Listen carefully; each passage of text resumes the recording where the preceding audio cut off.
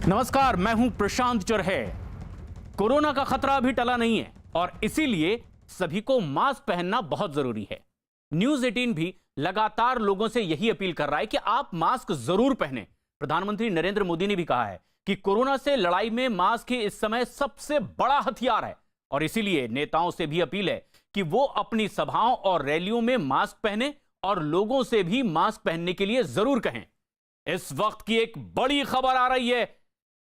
शरद पवार की बातचीत हुई है फोन पर और देशमुख ने अपना पक्ष भी रखा है। परमबीर सिंह की चिट्ठी पर एनसीपी अध्यक्ष शरद पवार से महाराष्ट्र के गृह मंत्री अनिल देशमुख ने फोन पर बातचीत की है। दोनों के बीच लंबी बातचीत हुई है। अनिल देशमुख ने शरद पवार के सामने अपना पक्ष भी रखा है। शरद पवार के साथ एनसीपी नेताओं की आज बेहद अहम बैठक और पत्र से ही जुड़े हुए तमाम पहलुओं पर इसमें चर्चा भी होने वाली है। नीरज हमारे सहयोगी इस वक्त हमसे सीधे जुड़ रहे हैं, दिल्ली में मौजूद। नीरज, शरद पवार के घर जो बैठक होने वाली है, कौन कौन से नेता हैं जो इस बैठक में शामिल होंगे, किन मुद्दों पर चर्चा की उम्मीद की जा रही है?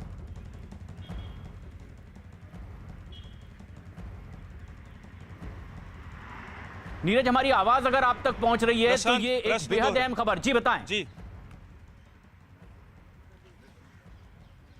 प्रशांत, एनसीपी अध्यक्ष आगरा में है और महाराष्ट्र की सियासत जो कि दिल्ली से चल रही थी, शरद पवार संसद के सत्र में हिस्सा लेने के लिए दिल्ली में मौजूद थे और दिल्ली में भी बैठकों का दौर चला, लेकिन आगरा में बातचीत हुई शरद पवार की। कल रात को लंबी बातचीत हुई है अनिल देशमुख की और अनिल देशमुख ने अपना पत्र रखा है, पक्ष रखा है पूरे पत्र के मामले में जो परमबीर सिंह ने आरोप लगाया है। और बार बार ये कहना है अनिल देशमुख का कि जो पत्र में आरोप लगाए गए हैं परमबीर सिंह की तरफ से उसे झूठा बताया है।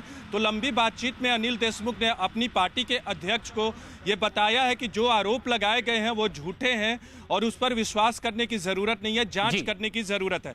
शरद पवार आगरा से आज दूसरे हाफ यानी आफ्टरनून में दिल्ली पहुंचेंगे अपने निवास पे और यहाँ जयंत पाटिल जो कि एनसीपी के महाराष्ट्र के अध्यक्ष हैं, अजीत पवार जो कि महाराष्ट्र सरकार में उप मुख्यमंत्री हैं, वो इस बैठक में हिस्सा लेंगे। लेकिन दिल्ली में इस वक्त आपको माहौल दिखाते हैं।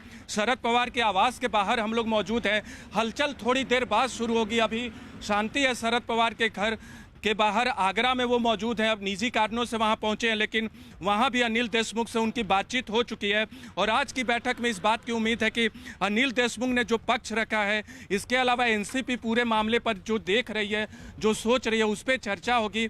और इस बात की उम्मीद है कि 7 बजे बैठक के बाद एक प्रेस कॉन्फ्रेंस का आयोजन या बाइट मीडिया को बाइट दी जा सकती है। ये सबसे अहम बात है कि शाम को ये जो बैठक होने वाली है उसके बाद प्रेस कॉन्फ्रेंस हो सकती है और औपचारिक तौर पर ऐलान किया जा सकता है जो फैसले उस बैठक में होंगे। लेकिन माना जा रहा है कि तलवार लटकने लगी है गृह मंत्री महाराष्ट्र के अनिल देशमुख की कुर्सी पर। मुंबई के